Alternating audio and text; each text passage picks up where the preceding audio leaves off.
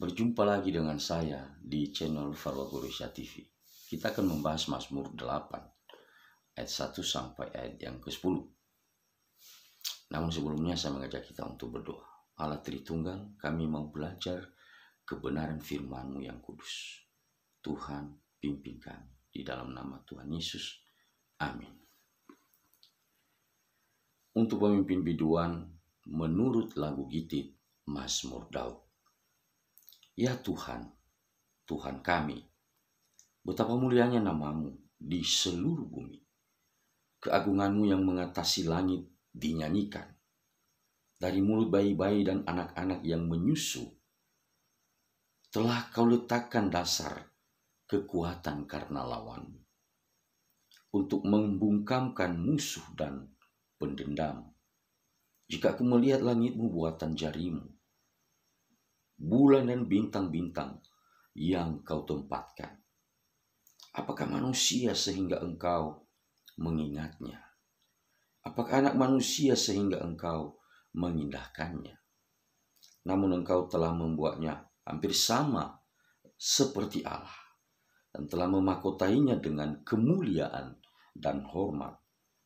Engkau membuat dia berkuasa atas buatan tangan-Mu. Segala-galanya telah Kau letakkan di bawah kakinya. Kambing domba dan lembu sapi sekalian, juga binatang-binatang di padang, burung-burung di udara dan ikan-ikan di laut, dan apa yang melintasi arus lautan.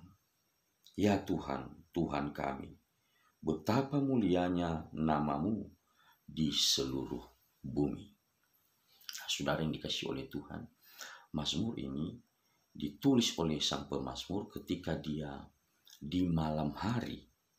Ya, sekali lagi di malam hari dia mencoba melihat keberadaan alam semesta ini, dan dia mencermati dirinya sebagai manusia di tengah-tengah segala ciptaan Allah yang begitu hebat, besar, dan luar biasa itu. Ya. Jadi jelas Bapak Ibu, pemazmur ini menulis atau mencermati isi alam semesta ini di malam hari. Itu sangat tampak di dalam ayatnya yang keempat.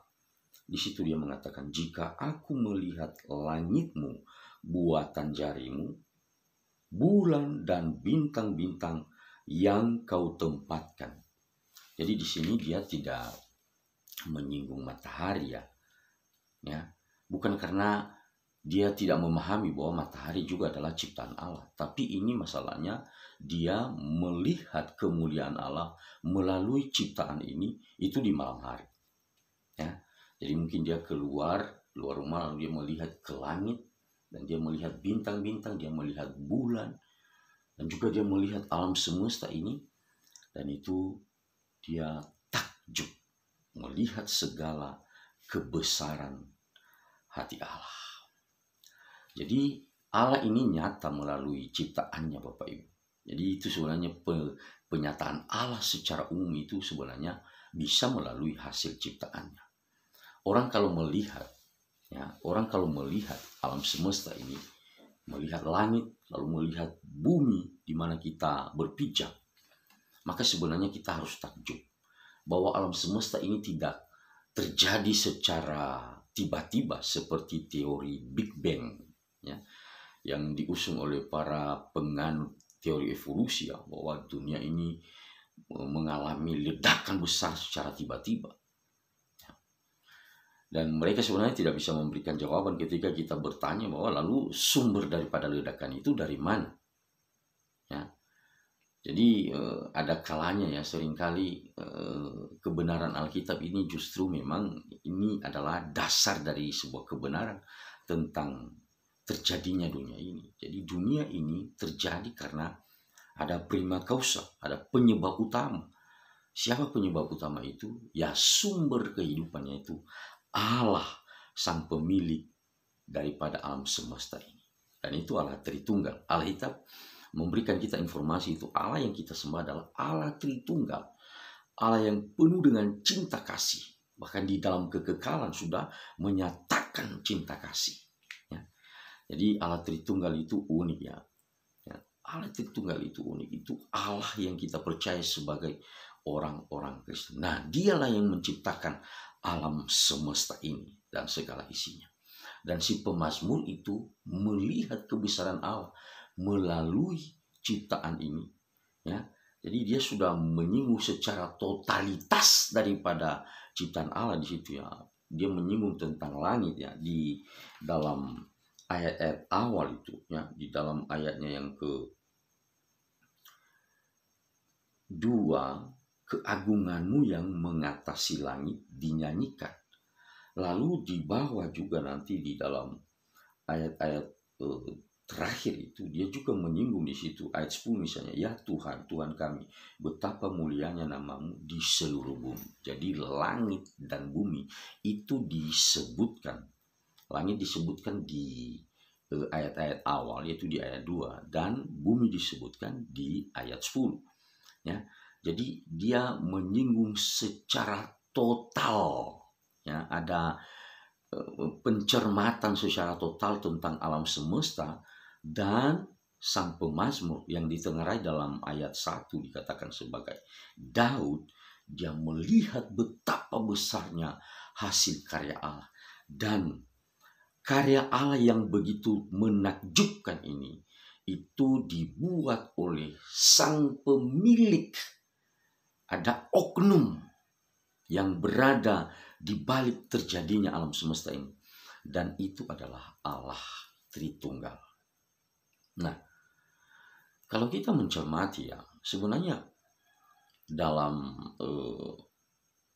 ilmu pengetahuan kita tahu bahwa bintang-bintang, bulan, itu luar biasa, besarnya itu luar biasa ya, langit itu besar luar biasa. Dan jumlah daripada bintang-bintang itu tak ada seorang pun yang tahu sebenarnya berapa jumlah daripada bintang-bintang itu. Nah, kalau dari pelajaran itu kan kita tahu ada beberapa galaksi, dan kita ini yang ada di dalam bumi, ya artinya bumi itu termasuk dalam galaksi Bima Sakti ya. Yang tata suryanya kita itu ada matahari, Merkurius, Venus, Bumi, Mars, Jupiter, Saturnus, Uranus, Neptunus, Pluto. Dan dalam perkembangan dunia teknologi sebenarnya masih ada lagi rangkaian bintang-bintang, rasi-rasi bintang yang begitu besar dan agung. Nah, saudara-saudara, saya pernah ya naik pesawat ya, dan saya memperhatikan dari jendela pesawat itu. Ketika kita di atas pesawat itu, aduh, kita melihat di situ kebesaran ciptaan Tuhan. Bagaimana indahnya alam semesta, hasil karya Tuhan itu. Kita harus takjub dengan kebesaran Allah. Dan di sisi yang lain, ketika kita melihat kebesaran hasil karya Allah ini, nah kita juga mencermati diri kita di dalam alam semesta ini yang sangat spesial di mata Allah. Jadi saudara, kalau lihat tadi ayatnya yang kelima, di situ dikatakan, apakah manusia sehingga engkau mengingatnya? Apakah anak manusia sehingga engkau mengindahkannya? Ya. Ayat 4, jika aku melihat langitmu buatan jarimu, bulan dan bintang-bintang yang kau tempatkan, apakah manusia? Ya, siapa manusia ini? Ya Tuhan, si pemazmur ini mencermati dirinya. Betapa besar rangkaian daripada hasil karya Allah. Tetapi kenapa justru manusia yang menjadi pusat daripada perhatian Allah? Ya, manusia itu betapa kecilnya, tapi menjadi pusat perhatian Allah. Bahkan di situ dikatakan tadi ya, mengenai apa? Bahwa Allah menempatkan manusia, ayat 6. Namun engkau telah membuatnya hampir sama seperti Allah. Ya, jadi ini bukan bicara tentang apa, saudara, bicara tentang otoritas yang dimiliki Allah itu sudah diberikan kepada manusia. Bukan, karena otoritas Allah itu sangat super power ya. Ya, jadi apa yang dimaksudkan di situ? Membuatnya hampir sama dengan Allah. Nah, kita tahu bahwa dari segala hasil ciptaan Allah ini, manusia itu satu-satunya makhluk yang dibekali oleh Allah dengan hal-hal yang terbaik, yang tidak dimiliki oleh makhluk yang lain. Bahkan bintang-bintang, ya, matahari, bulan, dan sebagainya, binatang, tumbuh-tumbuhan, dan lain sebagainya, tidak memiliki hal yang dimiliki oleh manusia. Apa itu? Itu soal kepribadian. Ya. Dalam kepribadian yang dimiliki oleh manusia itu ada gambaran tentang apa yang dimiliki oleh Allah, yaitu ada pikiran, ada perasaan, dan ada kehendak. Jadi tiga unsur itu, pikiran, perasaan, kehendak, itu hanya manusia yang memilikinya. Binatang nggak punya, tumbuh-tumbuhan nggak punya, bumi nggak punya, langit nggak punya, bintang nggak punya, dan lain sebagainya. Semua ciptaan yang lain itu tidak memiliki apa yang dimiliki oleh manusia. Manusia memiliki pikiran, memiliki hati, memiliki kehendak. Dan itu hanya dimiliki oleh Allah. Ya. Maka manusia di dalam posisi ini ditempatkan setingkat di atas seluruh hasil karya Allah. Maka jangan heran di dalam ayatnya yang ke-6 tadi dikatakan, engkau telah membuatnya hampir sama seperti Allah dan telah memahkotainya dengan kemuliaan dan hormat. Jadi hanya manusia yang memiliki rasa yang ada sikap untuk menghormati, sikap untuk menghargai. Nah, karena apa? Karena manusia sudah dibekali dengan hal-hal seperti itu. Ada sifat-sifat atau ada karakter yang diberikan oleh Allah kepada manusia melebihi semua ciptaan yang lain. Binatang kan nggak pernah nangis ya. Nah, saya memperhatikan itu ada anjing yang melahirkan lalu anaknya mati, ya dia santai-santai aja, nggak masalah. Kenapa? Karena nggak ada perasaan. Anjing nggak punya rasa. Ya, kalau dia punya perasaan mestinya kalau dia melahirkan anak lalu mati, ya dalam proses kelahiran itu mati, dia pasti nangis kalau dia punya perasaan. Tapi dia tidak punya. Nah manusia apa-apa jangankan kematian, sakit aja udah sedih. Itu tandanya manusia punya perasaan, ada kelebihan dengan binatang. Dan juga pikiran. Manusia itu bisa memikirkan, bisa melihat ke depan, apa yang harus dipersiapkan ke depan. Ya, contoh misalnya dalam soal pengumpulan makanan ya. Jadi manusia itu sudah memikirkan jauh-jauh, bukan hanya sekarang. Ya, kalau binatang nggak punya. Ya, seperti dalam peribahasanya situ ya. Seperti kalau ayam ya yang dikorek hari itu ya itu yang juga yang dimakannya. Ya, ni kore ba zima huda'u bada'u ya igunya itu kalau binatang. Ya, jadi dia tidak tahu, dia tidak merasa, dia tidak memikirkan apa-apa. Ya, yang ada sekarang itu yang dinikmatinya. Manusia nggak seperti itu. Manusia berpikir, manusia melihat, manusia mencermati apa yang terbaik. Dan itu keunikan daripada manusia. Ya, manusia punya rasa, manusia punya cinta, manusia punya kasih. Ya, kalau binatang itu hanya nafsu ya atau insting. Kalau manusia punya cinta, punya rasa, punya kasih. Nah, itu sebenarnya posisi kita di hadapan Tuhan Bapak Ibu. Jadi makhluk atau ciptaan Allah yang paling mulia di mata Allah itu adalah manusia. Dengan apa Allah memperlengkapi manusia itu dengan pikiran, dengan perasaan, dengan kehendak, dan dengan segala keberadaannya yang sangat baik, yang sangat indah. Nah, jadi kita dengan pernyataan seperti ini semestinya kita bersyukur kepada Tuhan.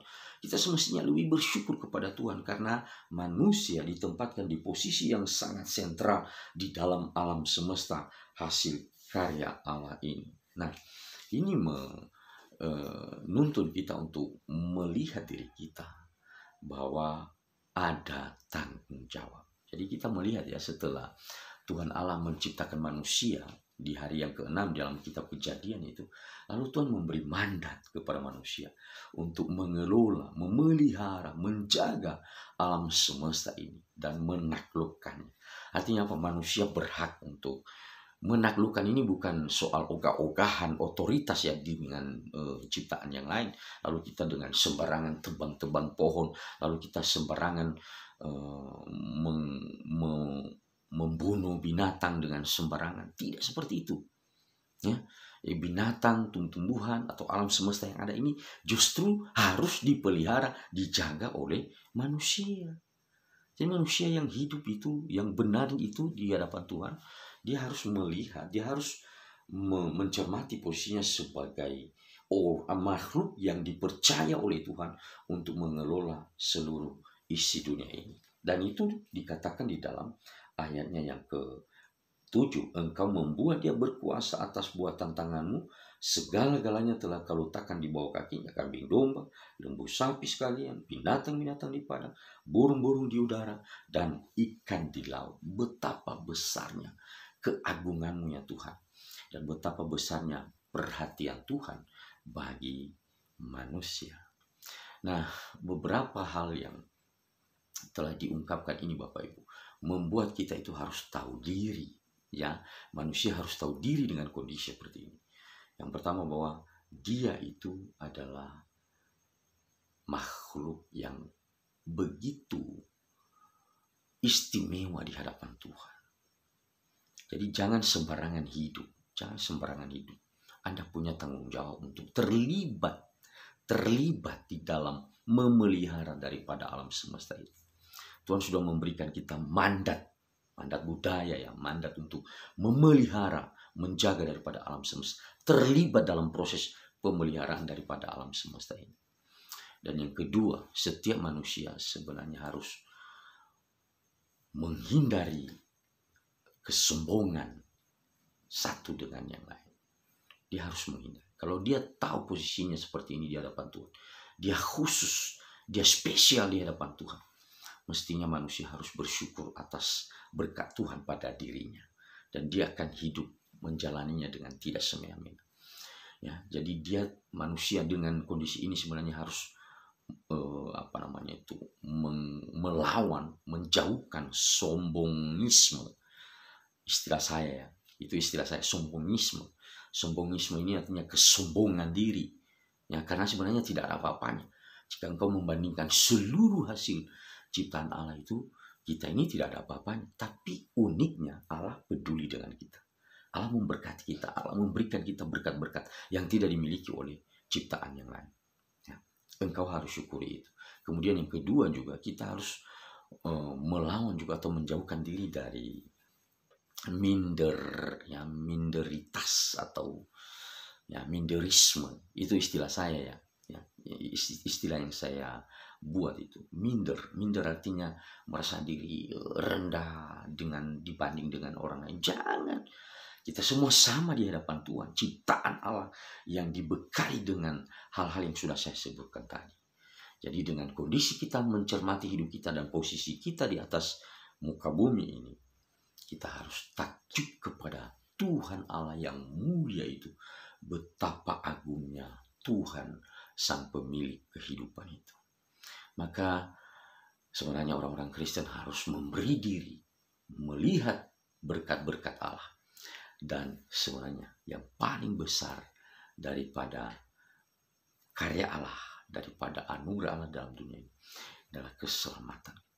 Kita yang dicipta dengan kondisi yang terbaik seperti itu. Seperti dalam kitab Kejadian kan. Setelah penciptaan manusia dikatakan bahwa Allah melihat semua apa yang dijadikannya itu sungguh amat baik. Itu setelah penciptaan manusia. Artinya posisi manusia itu dibanding dengan seluruh ciptaan yang lain itu di posisi yang paling sentral dalam perhatian Allah. Dan semestinya manusia harus tunduk dan takluk sepenuhnya kepada Allah. Tapi apa yang terjadi? Dosa itu ada pemberontakan, ada ketidaktaatan yang dilakukan oleh manusia kepada Allah. Dan Allah harus menyatakan akan kekudusannya. Dia harus menghukum manusia yang berdosa. Tapi di sisi yang lain kita melihat Allah tidak mau manusia ini harus binasa. Maka dia mengutus anaknya yang tunggal untuk menjalani penebusan, memuaskan daripada murka Allah karena kekudusannya itu, karena dosa manusia. Dan satu-satunya cara dia harus memberikan anaknya yang tunggal. Ya, kita sangat bersyukur akan kebesaran hati Tuhan yang seperti itu. Tuhan Yesus memberkati. Amin.